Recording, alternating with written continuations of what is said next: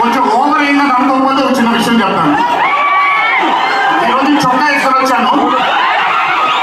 చొక్కాకి